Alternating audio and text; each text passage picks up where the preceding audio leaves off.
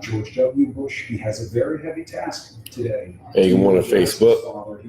We'll get started here in about 2.5 minutes. Give people time to jump on, time to share this out. I have been really impressed by the precision. Sitting here watching the state funeral of George Bush. We've been planning, and obviously along with we get started here shortly. We'll talk about tax refund season right now. Just a little bit, gonna be real quick.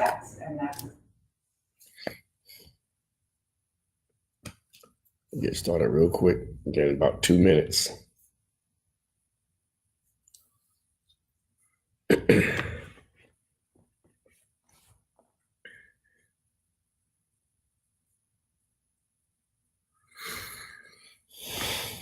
Give it a few minutes. Looking at this, Chris, we're looking at a moment of history. The priest is reverend is moved in position inside now to receive the casket. As they bring it up, the pallbearers are going to come forward. They're part of the honor guard here. You see them standing at the ready. The family is going to be seated. That's what we're waiting for right now. We'll get started here in about another minute and a half. Give a little time for people to jump on.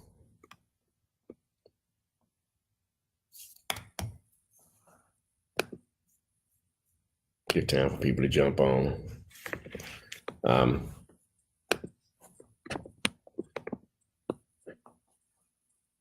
It's tax time, and I got some information I'm gonna put out that I've kind of written down, so I'm gonna be reading it off. Some numbers, statistics here about what we're doing. Gonna give it another minute before I jump into it. Give it about another minute before I jump into it. Give people time to get on.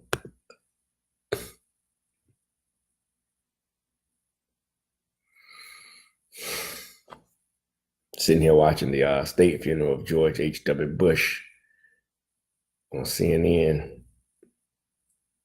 Watching this.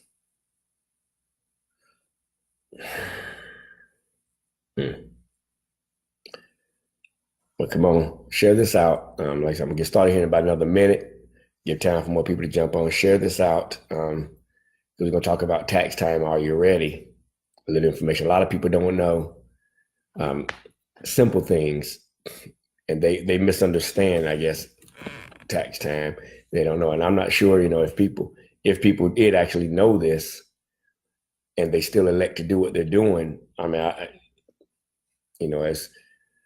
don't know. It doesn't make sense sometimes. It doesn't make sense. So give it about another 35, 40 seconds, because everybody who's working a job, all W-2 employees working a job are doing this. But yet, if you would ask them if they understood it, they would say, yeah, makes no sense. So when we started here about another 45 seconds.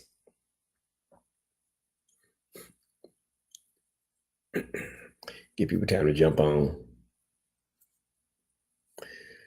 Gonna give it about 45 seconds or so before I get started. Sitting here watching the state funeral of George H.W. Bush. I'm gonna get, like I said, give it about another 40 seconds before we get started. Share this out. Hey, what's going on, Angel? Just got some information here that I'm gonna pass out, that I'm gonna give out, because most people don't really understand it. Most people don't understand it, or if they do understand it, it doesn't fully resonate, in their mind of what they're doing. And it's kind of comical to me, because you'll ask people, do you really understand what you're doing? And they'll say yes, but it's absolutely no sense. It makes absolutely no common sense whatsoever. It's no common sense. So share this out, because I'm gonna give it about another 15 seconds, and I got a little information I'm gonna give out, and I put it down on paper because I didn't want to, leave anything out. And so I'm gonna be reading from my little paper that I printed out about tax time and how it happens. And I'm gonna make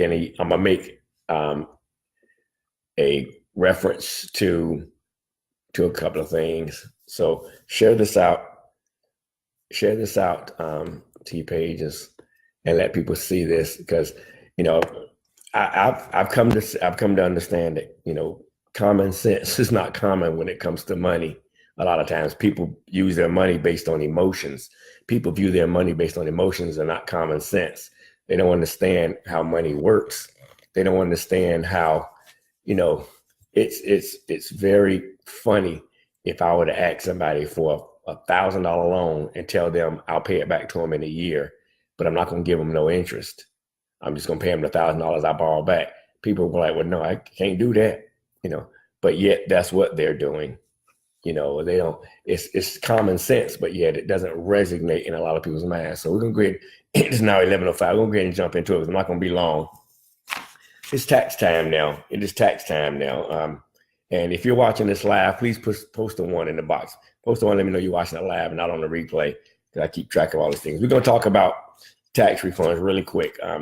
Everybody, you know, everybody's now, it comes Christmas time right now. Everybody's, you know, looking forward to the new year with their taxes, to getting their taxes. Some people file their taxes first day of tax season, try to get their check back.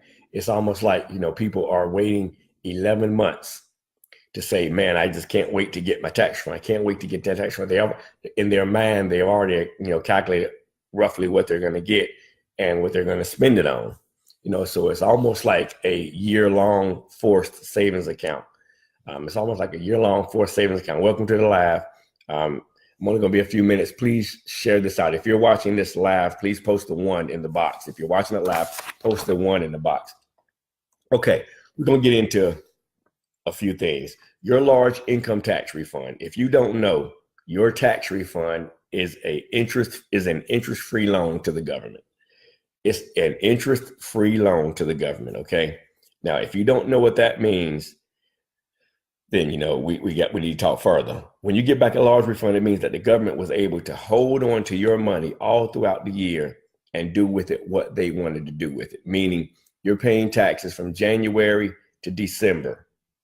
Every month you're paying taxes and you're giving it to the government, and you are allowing them, you are basically telling them that they can do whatever they want to do with your money, as you know, every month throughout the year. You're giving them a power of attorney over your money right there. Okay.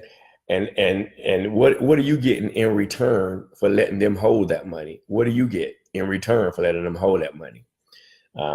You pretty much just get your money back. That's it.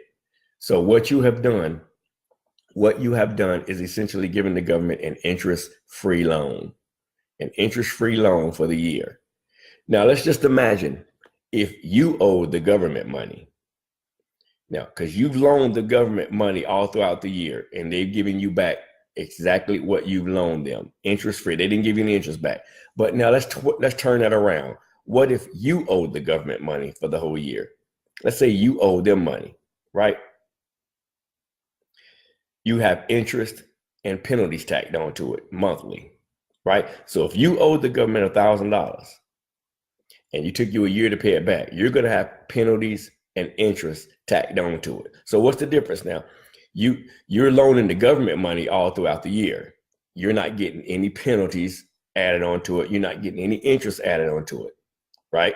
You're loaning them, you're giving them a blank check throughout the year to take your money and do whatever you want, whatever they want to do with it, right? No penalty, interest, you're not getting nothing back. But if you reverse the scenario, if you reverse the situation and you owe the government money, now there's penalties and interest added onto it. So it's not a two-way street, right? It's pretty much a one-way street because you don't know what you're doing. Bottom line, you don't know what you're doing, okay? Penalty and interest, even a low interest savings account gives you something back. So if you weren't giving the government your money every month and you just put it in a low interest savings account, at least you're getting something, but you're getting nothing for giving the government your money all throughout the year. All right. Next, inflation. Okay. As defined by the Bureau of Labor Statistics, inflation is a process of continuously rising prices or equivalently of a continuously falling value of money. Right. So you give the government your money. Let's just say you gave the government $5,000 throughout the year, right? And they gave you back $5,000 at the end of the year, right? You're excited, you're overjoyed, you're elated. I'm getting $5,000 back from the government. No, you're not getting $5,000 back because of what? Inflation. The paper bill looks the same, right? But what inflation does is means is the dollar today will be worth less than it is a year from now. So there's a neat calculator on the Bureau of Labor Statistics website. They got an inflation calculator on it. Okay, if you put in $1,000, let's just say back in 2012, you put in $1,000 on that, and you see the same buying power. No, that $1,000 in 2012 had lost over $14.65 by the time 2013, right? So in 2013, that $1,000 that you gave the government and they gave you that $1,000 back is not worth $1,000. It's only worth around $985, let's say roughly $985. So you actually gave the government your tax money throughout the year, totaling $1,000 or whatever it is. They gave it back to you at the end of the year. It's not the same $1,000. You lost money because the dollar loses value.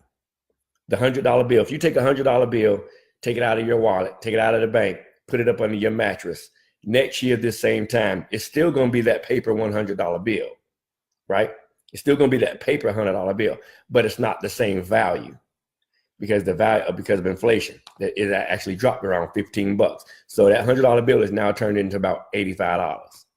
Okay, still the bill. So the same with your taxes you're giving the government.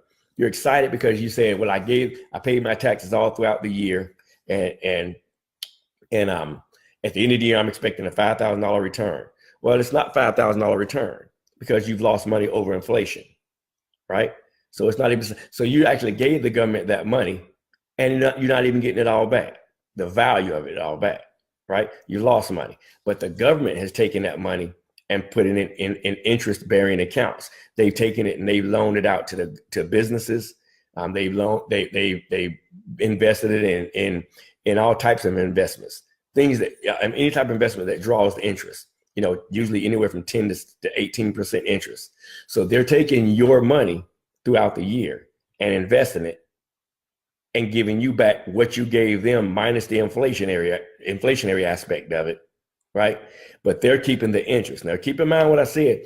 If you owe the government money, they're going to tack on interest and penalties, but they owe you money. For borrowing your money, they owe you money. You don't get anything. It's not a two-way street. It's not a two-way street. Okay. Now here's the next problem with getting a large tax return in your mind. See, we spend money based on emotions, and I do it too. My wife has told me that I do it too. And I probably do. We spend money based on emotions, based on what we want at the time. So in our mind, we're saying to ourselves that come January, February, March, we're getting a large tax return back, right? What's the first thing we do? We've probably already done it. In our mind, we've already allocated that money out to what we want to buy. Now, here's the problem with doing that. And once again, I've done this. Here's the problem with doing that. We get this $5,000, $6,000, $7,000 back, and we want to go buy something. Now, all throughout the year, we didn't have that money, and we knew we couldn't afford whatever it was we wanted to buy, right? But once we get that check in our hand, we're impulse buyers, we're emotional buyers, emotional spenders. So we say, well, I have $5,000. I can go buy this brand new car. I can put money down on this on this furniture, and then have to make payments. But during the year, you didn't have this money. You didn't have it budgeted out for a brand new car. You didn't have money budgeted out for furniture. So the impulse of having that money in your hand says, let's go spend. You've already got it designated out to go spend. But 3 months later, while you're trying to make the payments, because you didn't have it budgeted in your account, you didn't have it budgeted throughout the year, you cannot now not make the payments on that car at an interest rate, because bad credit, of 20, 21, 22%. So what happens? Now that whole income tax check that you got, you put it down on an emotional expense and didn't have it budgeted because you didn't have the thought process out to be able to handle it. So now you've lost it. right? You lost it. So that money that you loaned Uncle Sam, if you're watching this live, please do me a favor and post a 1 in the comments box so I know that you caught the live play. And please share this out, because this is what everybody does when they get their tax. They're expecting a big return, right? You're inclined to spend your large tax return. I hear so many people say all the time, man, I cannot wait till I get my tax refund so I can go buy. I cannot wait to get my tax return so I can go buy, right? Getting a big chunk of change at once gives someone big ass to go spend it. And like I said, I have done it. You have this big chunk of change, now your eyes get big and you want to go spend it, so I can understand, well, I guess I can understand, although I can say I have been in this situation myself too. You get this money, the first impulse is to go spend it. You don't think about taking some of that money and investing it. Y'all please share this out and invest in it, because see, that's what the government did. Remember, January to December, you paid taxes on your money. You gave to the government a blank check to do whatever they wanted to do with it. They're investing it. You get it back, we spend it, right? See, we don't think about the long term. The government thinks about the long term, right? So you're giving them. I want to go back to something really quick. If you don't really understand about the giving the tax money to Uncle Sam and them doing whatever they want to do with it, right? They doing whatever they want to do with it. You let's say I come up to you on the street and I see William Wesley on this line right now. Thanks for joining, William. Thanks for joining Donovan, Angel, my wife, Rosalind, Sybil. If I was to come up to you in the middle of the street and say, hey, listen, I need you to loan me $5,000, okay? And this is my stipulations back to you on me repaying it to you. Well, the first thing I say to you is that, I may or I may not pay it back to you. I may or I may not pay it back to you. That's the first thing. I may or I may not pay it back. The second thing is that if I do decide to pay it back to you, I'm only going to pay you back what you gave me. And remember, what you gave me, the government, is inflationary, right? So I'm going to give you back only what you gave me. And then the third thing is it's going to take me over a year to give it back to you. Now, I told you my stipulations. Loan me $5,000 and I may or I may not pay it back. And if I do pay it back, I'm going to give you the inflationary value of it, right? And then it's going to take me over a year. How many people would make me that loan? How many people would definitely make me that loan? Most people, with common sense wouldn't make me that loan. And I say that to say this: common sense is not common. Common sense is not common a lot of times. Y'all like and share this on your page, please. Common sense is not common, because you would tell me, no, it's no way in the world I'm going to make you that loan. It's nowhere in the world I'm going to loan you $5,000. And you told me that you may or may not give it back to me. And it's going to take you a year and you're not going to give me no interest. Because remember, if you owe Uncle Sam, interest and penalties. If Uncle Sam owes you, nothing, just what they owe you. You'll tell me that you're not going to give me that loan, but yet, and you'll say it's common sense, I wouldn't give you that loan. That don't make no sense. Yet, that's what you do on your job. That's exactly what you do on your job. You give it to Uncle Sam. He does whatever he wants to do with it, and he gives you back what you gave him strictly. And that's only if you don't owe something. Because if you owe something, you're not getting it back. And then it's taking you a year. So people say they have common sense. Oh, no, I wouldn't loan you that money. That don't make no sense. You're right, it don't. Yet you're doing it for Uncle Sam. You're doing it for Uncle Sam. And you've been doing it ever since you worked your job. See, a lot of people say they got common sense. But common sense ain't common a lot of times. Or at least the thinking of common sense ain't common, right? So go back to that large tax fund getting your big ass. If you have the money broken out in small pieces in your paycheck rather than one lump sum, you may be less inclined to spend it on a big purchase. That simply means you're sitting around all year waiting to get this large check back to go make a large purchase, right? But if you had little chunks of your money, that you're keeping and investing it, you wouldn't be inclined to do that, right? According to a survey by Capital One did a survey. According to them, more than a third of Americans plan to spend all or the majority of their tax refund. Now, there's really only two reasons to get a tax refund. Most people want a tax refund mainly for two reasons. The first one is to go buy something. right? Is to go buy, to go buy a car. That's the first reason they said, is to go make a large purchase, a car, right? Or unless you have done your house shopping to come up to tax time, you're looking to get that money down and put down on the house, right? But most people are looking to get that money put down on the car. Second, they're looking to pay and catch up on bills. Now, that's the majority of the American population of what they do. They look to get this tax refund to buy a car or to pay bills. I said generally. There are other reasons, but in general, it has been said that to buy a car or pay bills. Now, here's the thing. Let's just say you're getting $5,000 back, right? But let's say throughout the year, you were saving $600 a month, right? So at the end of the year, you had $7,500. Would you rather have $5,000 at the end of the year in a check, or throughout the year, would you rather take that $600 and invest it in a SEP, ETF, a 401, or something that's going to give you back interest, right? Something that's going to give you back interest. And at the end of the year, you have this interest in your money that's around $7,500, $8,000, $9,000, right? See, now instead of you giving it to Uncle Sam as a forced savings account means you're forcing yourself to save money with no interest because you're giving it to Uncle Sam expecting him to give it back. Would you rather have a forced savings account, or would you have a savings account or an interest-bearing account that's gaining you interest? See, remember, Uncle Sam is taking interest off of 400 million people and making money, right?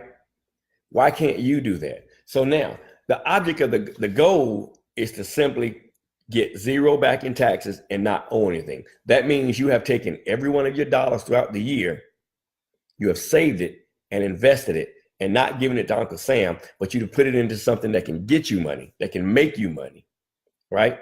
A business being one of them. A business would do that for you. A home business has the opportunity to make money. It's a simple process. See, until we change our thought process of making money, of how money works, we'll constantly continue to lose it because Uncle Sam will take advantage of you. Uncle Sam tells you on their website that you're paying too much in taxes. Hence the word tax refund. Re means what? Getting it back. Fund is your money. So you're getting back your money. It's not that Uncle Sam is giving you something. He's not giving you anything. He's simply giving you back what you gave him, right? All right, it's your money. The money is yours. Why wait for it? If you like lending money out in small pieces just to have it given back to you in a lump sum at a later point, yeah, that's a good one. I like this.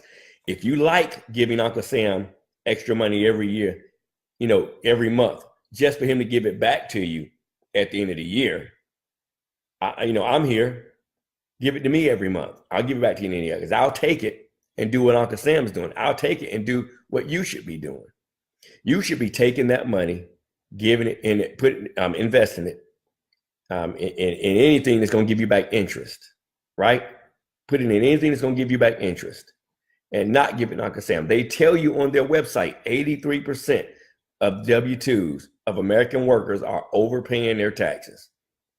And when I say overpaying, that's money that you'll never get back. See, the only money you're going to get back is the money you owed Uncle Sam or the money that you gave Uncle Sam in taxes, right?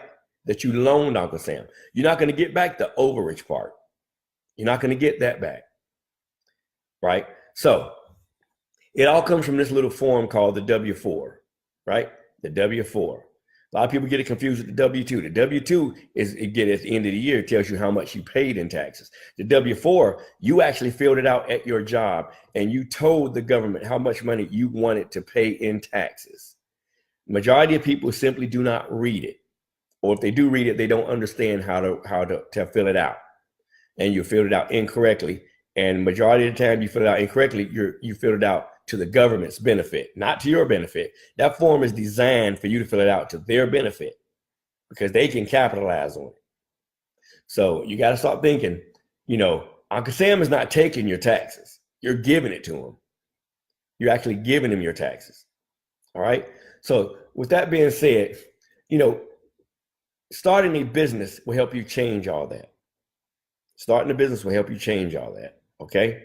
Get back with the person who invited you to this or back to me. If you're not in business, let's get you in business. We have a promotion going on right now that you can actually start business for under $30 right now.